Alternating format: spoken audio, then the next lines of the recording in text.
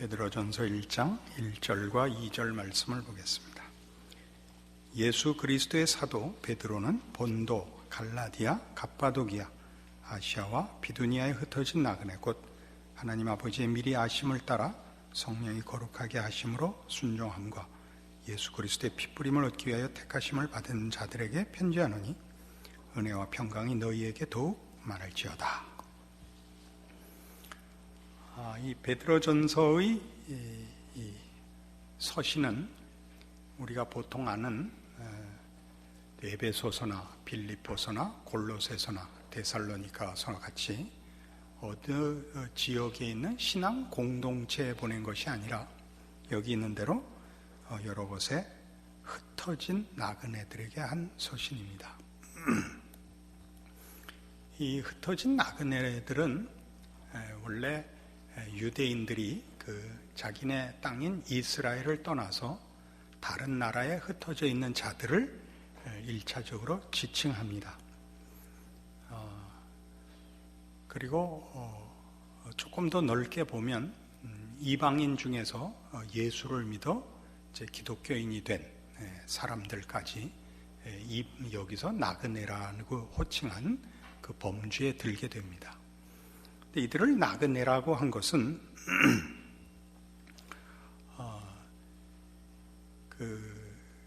유대인들이 외국에 나가 살 때는 다른 자기가 살고 있는 이스라엘을 떠난 외지에서 보통은 시민권을 얻지 못하곤 했습니다. 근데 예전 로마 통치하에서 자기가 사는 지금 이주에서 사는 곳에서 시민권을 얻지 못하면 법적 보호를 받지 못했습니다. 그래서 우리가 유명한 셰익스피어 작품 베니스의 상인 같은 데서 보는 샤일록이 그토록 돈에 집착하는 것도 또 유대인들이 그동안 그 돈에 집착하는 모습들로 이렇게 나쁘게 표현되는 이유도 그들이 의지할 것은 그것밖에 없었습니다. 그래야만 자기가 몸담고 사는 그 사회 속에서 자기 지위를 확보할 수 있었기 때문에 그렇습니다. 그러니까 이런 예수를 믿었기 때문에, 사실은 본질적으로 얘기하면 예수를 믿었기 때문에 이 세상에서 배척받고 이 세상에서 뿌리 내릴 수 없는, 그리고 세상의 것으로 자신을 보호받을 수 없는 모든 하나님의 백성들에게 쓴 편지가 되는 셈입니다. 이걸 왜 이런 나그네들, 소위 예수를 믿어서 이 세상과 마찰을 빚을 수밖에 없고 세상에서 적대적인 행위를 감수받아야 되는 이런 사람들에게 이 편지를 써야 했느냐 하면, 이들이 가지는 불안감과 공포감 또는 외로움들을 이제 신앙적으로 위로하기 위해서 이 서신을 쓰게 됩니다. 그것은 무슨 사회적 차원이나 정치적 차원에서 저들을 어떻게 요령 있게 이 세상을 살도록 권면하기 위해서가 아니고, 우리가 다 짐작하다시피 우리가 가진 기독교인이 된 것, 하나님의 자녀가 된 것이 무엇을 의미하는가 하는 것으로서 이제 저들을 위로하고자 하는 것입니다. 동시에 이런 하나님의 사람으로 부름받은 사람들이 많다는 사실과 많은 하나님의 백성들이 다 이 세상에서는 나그네로 살 수밖에 없고, 우리가 가진 신앙 고백의 내용들이 어떻게 복된 것인가, 세상의 핍박과 적대 행위 속에서도 이것을 목숨을 걸고 지킬 만한 영광된 것이라는 것을 설명하는 데에 이 서신서를 쓴 경위와 이유가 있습니다. 이제 우리가 신앙적으로 우리가 가진 기독교 신앙이 얼마나 복된 것이며, 그리고 어디로 인도함을 받으며 우리가 그 과정에서 당하는 고난들이 사실은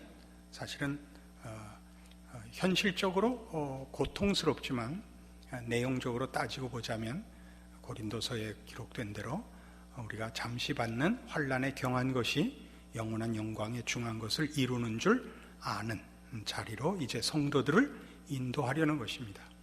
그것은 다만 위로에 그치지 않고 신자가 신앙생활을 하는 것이 복되고 영광되며 그것은 책임을 더 넘어서는 신자의 특권이라는 걸 알리는 데 있습니다.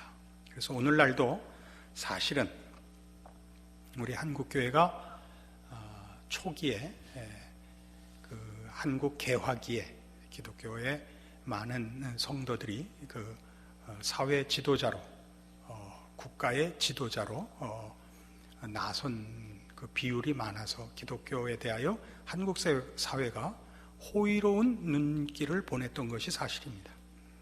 그러나 이제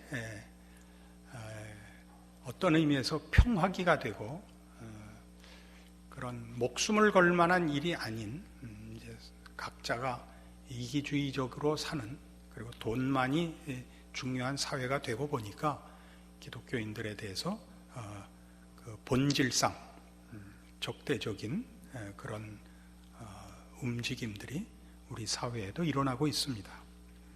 그리고 그런 일을 당할 때 그 해결책이 어떻게 사회 앞에 기독교가 이쁘게 보일 수 있는가라는 것은 근본적인 해결책이 되지 않습니다. 우리가 싸우자 그럴 필요는 없지만 우리가 가는 길은 예수님이 걸어간 길이요 세상이 모르는 길입니다. 우리가 가진 신앙 고백의 귀한 것은 그 자체 안에 우리의 소망과 그리고 그 자체 안에 우리의 귀한 목숨을 걸 만한 내용으로서 보상되고 있지, 이 세상에서 그 보상을 또는 위로를 받을 수 있는 다른 길이 없습니다. 이 부분을 제대로 해결하지 못하면 대부분의 성도들은 양다리 걸치고 신앙생활할 수밖에 없습니다.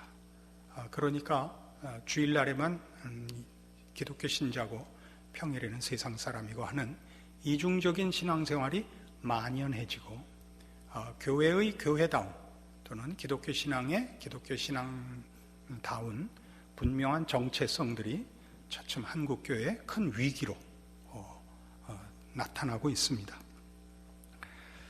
그래서 어쨌든 우리는 이 베드로서를 그런 시각을 가지고 이제 기대를 갖고 연구해 나가게 되었습니다. 오늘 인사말에는 아주 흥미로운 부분이 있습니다. 1절 다시 보시면 예수 그리스도의 사도 베드로는 본도, 갈라디아, 갑바도기아, 아시아와 비두니아에 흩어진 나그네들에게 편지를 합니다. 그러니까 이제 분명해졌죠. 베드로가 나그네들에게 이방 여러 곳에서 살고 있는 나그네들, 그러니까 신자들입니다. 그 기독교인들에게 편지를 하는데, 원래 이 시대에 편지 쓰는 법은 송신자와 수신자에 대한 그 지위가 높은 쪽에 더 묘사가 많게 돼 있었습니다. 그래서 그 당시에 그 대표적인 그 사례로 로마 황제 티베리우스의 그 편지에 그 머리 인사말을 한번 인용하겠습니다. 티베리우스 황제가 이제 알렉산드리아에 보낸 편지입니다. 이렇게 되어 있습니다. 최고 신관, 호민관의 권세의 보유자, 집정관으로 지명받은 자인 황제 티베리우스 클라우디우스 케사르 아우구스투스 게루마니쿠스는, 이게 다 이름입니다. 지금 티베리우스의 이름입니다. 는 알렉산드리아인들의 도시에 문안하노라. 그러니까 이쪽은 황제고 상대방은 그 밑에 있는 백성입니다. 그러니까 앞이 얼마나 요란한지 알겠죠. 그러니까 좋은 이름은 다 갖다 쓴 겁니다. 우리 옛날 그 우스갯소리에도 있었던 겁니다. 어느 독자로 쭉 그 손이 바른 집안에 이제 애가 아들을 낳게 됐는데, 이 애는 좀 그 장수하고 많이 자손을 가지게 했으면 좋겠다. 그 좋은 이름을 지어주자. 그래서 여러 용한 장명자들을 다 부른 겁니다. 그 중에 한 사람이 학이라고 집시다. 이렇게 된 거예요. 왜 학이냐? 오래 산다 이게. 그러니까 옆에 있었던 사람이 오래만 살면 뭐하냐? 피쩍 말라서 많이 낳아야지. 돼지라고 해야 된다. 그러니까 옆에 있는 또 다른 장명가가 그냥 돼지는 그거 옆에서 돌봐줘야지, 그건 병치레나 하지 오래 못 삽니다. 야생미가 넘치는 튼튼한 멧돼지라고 하십시오. 그러자 누가? 그건 다 수명이 있는 것들 아니요. 무궁무진하게 오래 사는 돌이라고 합시다. 단단하고 수명이 끝이 없습니다. 돌. 여보시오, 그냥 돌 그래갖고 푸석푸석한 것도 있고 그거 뭐 엉망인 바위돌이라고 해야 됩니다. 당신들이 몰라서 그렇지 돌보다 대추나무 방망이가 훨씬 단단합니다. 그래서 또 다른 사람이 아닙니다. 그건 다 끝이 있는 겁니다. 이 대추나무 방망이도 썼고 돌도 어느 날 가루가 되지만 고리는 무한 순환을 하는 겁니다. 고리라고 합시다. 또 한 사람, 하나보다 둘로 하면 따블러 갑니다. 그 이제 와글와글 싸우게 됐어요. 이게 뭐 왜 했다고요? 최고 신관, 호민관의 권세의 보유자, 집정관으로 지명받은 자인 황제 티베리우스, 클라우디우스, 케사르, 아우구스투스, 게르마니쿠스. 이게 그때부터 있었던 얘기라 이거예요. 우리나라에도. 마지막 선에 바로 이 얘기를 했거든요. 그럴 거면 다 갖다 붙이자. 그래서 학돼지, 멧돼지, 돌바위돌, 대추나무 방망이, 고리가 된 거예요, 이름이. 어? 근데 이게 그만 초등학생 때 죽어버렸어요. 이름이 길어서. 이 학교 갔다 오다 개울물에 빠졌는데 그 친구가 집에 뛰어서 아저씨 왜 그러냐? 학돼지, 멧돼지, 돌바위돌, 대추나무 방망이, 고리가 개천이 뺐어. 뭐 학돼지, 멧돼지, 돌바위돌, 대추나무 방망이, 고리가 어쨌다고? 얘기 주고받다가 다 죽어버렸더래요. 그 게르마니쿠스가 이 알렉산드리아인들의 편지를 썼다고요. 그런데 이건 이런 일반인들에게만 있었던 게 아니라 바울의 서신도 보면 로마서 1장 가보세요. 로마서 1장에 이제 바울이 로마 교회에 이렇게 편지를 써요. 예수 그리스도의 종 바울은 사도로 부르심을 받아 하나님의 복음을 위하여 택정함을 입었으니 이 복음은 하나님이 선지자들을 통하여 그의 아들에 관하여 성경에 미리 약속하신 것이라. 그의 아들에 관하여 말하면 육신으로는 다윗의 혈통에서 나셨고 성결의 영으로는 죽은 자들 가운데서 부활하사 능력으로 하나님의 아들로 선포되셨으니 곧 우리 주 예수 그리스도시니라. 그로 말미암아 우리가 은혜와 사도의 직분을 받아 그의 이름을 위하여 모든 이방인 중에서 믿어 순종케 하나니 너희도 그들 중에서 예수 그리스도의 것으로 부르심을 받은 자니라. 로마에서 하나님의 살아하심을 받고 성도로 부르심을 받은 모든 자에게 하나님 우리 아버지와 주 예수 그리스도로부터 은혜와 평강이 있기를 원하노라. 그러니까 7절만 수신자예요. 그죠? 그 1절부터 6절은 무슨 얘기냐면 바울의 사도직의 내용이라고요. 그 사도직이 복음의 사도거든요. 그러니까 복음에 대한 설명이 1절부터 6절이라고요. 그죠?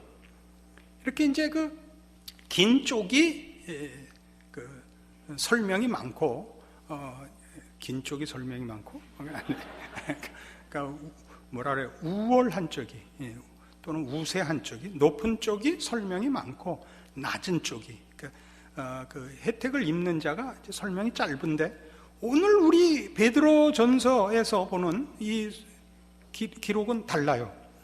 예수 그리스도의 사도 베드로는 이게 끝이에요. 송신자가 본도, 갈라디아, 갑보도기아, 아시아와 비두니아에 흩어진 나그네인데 이 나그네, 수신자의 설명이 2절이에요. 곧 하나님 아버지의 미리 아심을 따라 성령이 거룩하게 하심으로 순종함과 예수 그리스도의 핏부림을 얻기 위하여 택하심을 받은 자들에게. 길죠. 이게 아주 특별하다니까요. 우리가 보통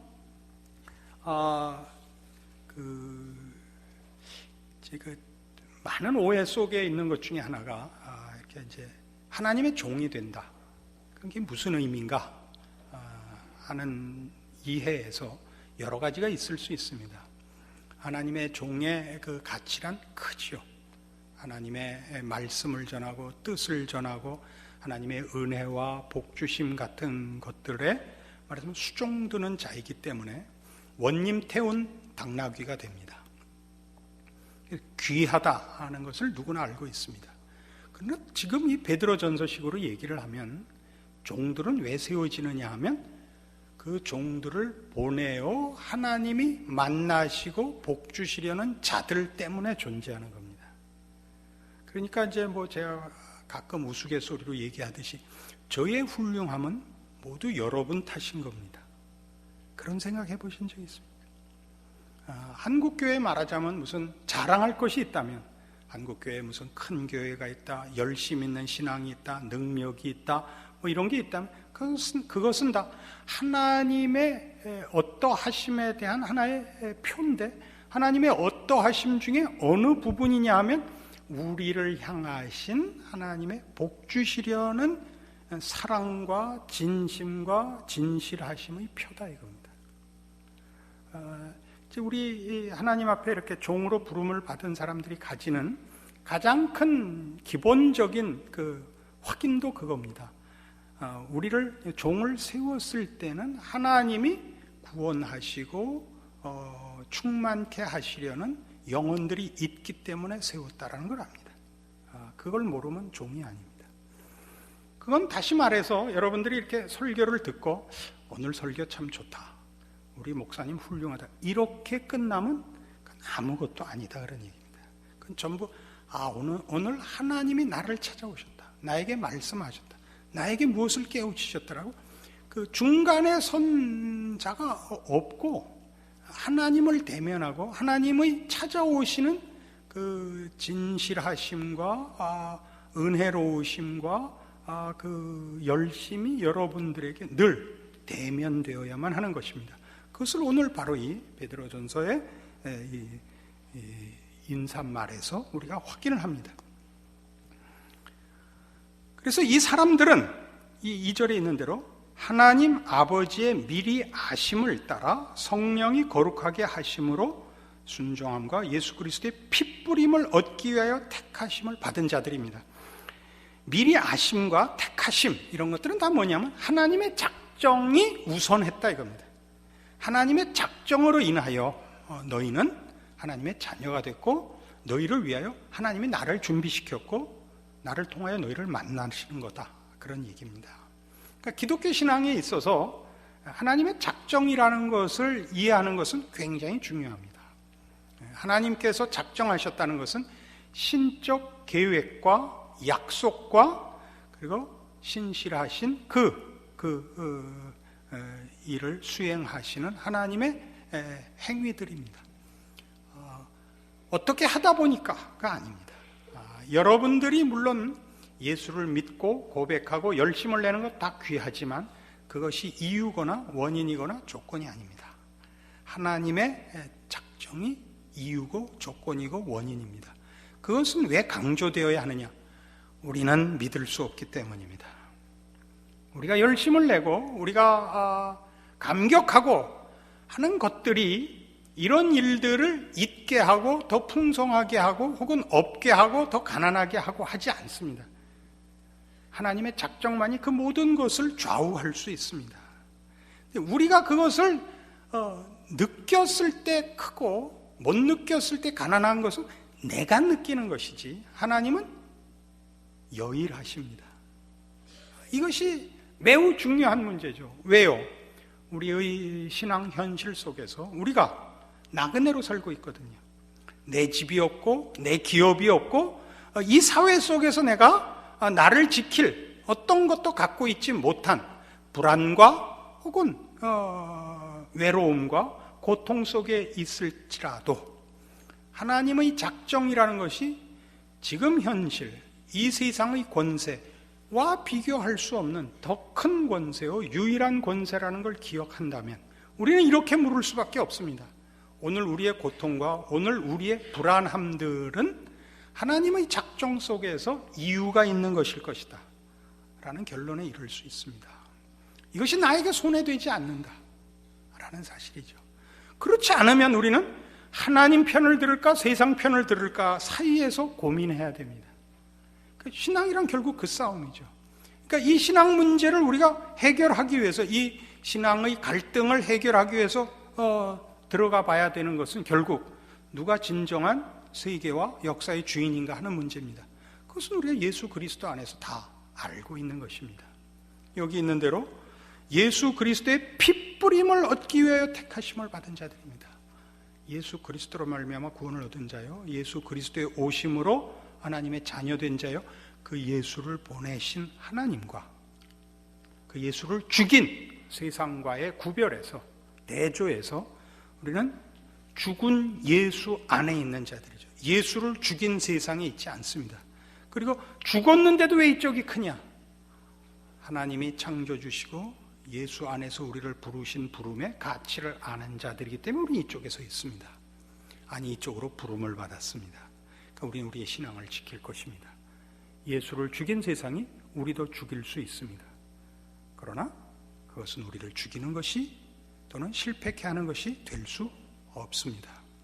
우리의 죽음은 그죠? 이 세상의 가치와 이 세상의 현상의 문제이고, 진정한 승리와 영생은 예수 그리스도 안에서 하나님의 은혜와 약속 속에 불변하는 진리인 것입니다.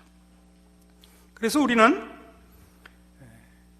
우리 모두가 여러분들이 스스로 생각할 때 자기를 점검하면서 사실은 내가 신앙생활을 잘 못한다든가, 지난 한 주간 동안도 말씀대로 못 살았다든가 라고 자기를 점검할 수 있지만, 지금 여기 이 인사말에서 보는 것 같이 여러분들은 하나님의 무한하신 사랑과 능력과 열심의 대상이며, 하나님의 이름을 걸고 예수를 십자가에 못 박아 그 핏부림으로 불러내고 작정하시고 택하사 결코 놓지 않을 하나님의 위대한 자녀다 라는 근거에서, 라는 사실 속에서 비로소 신자의 현실에서의 신앙 싸움의 힘들이 우러나오며 근거하며 우리의 현실적인 신앙의 힘이 될 수 있습니다. 이걸 놓치면 우리의 신앙은 나의 신심에 언제나 놀아나게 마련입니다. 기독교 신앙은 나의 열심에 좌우되는 것이 아니라 하나님의 이 불변하시는, 그리고 이 전능하시고 누구도 방해할 수 없는 하나님의 주권과 작정에 근거합니다. 이렇게 출발을 해야 우리가 나의 못남에도 불구하고 우리가 얼마나 굉장한 사람인가를 확인하게 되고, 우리의 굉장함이 하나님의 하나님 되심과 약속에 근거했기 때문에 이 세상과의 싸움 속에서 우리가 어떻게 싸워야 하느냐라는 실제적인 답을 얻어낼 수 있게 됩니다.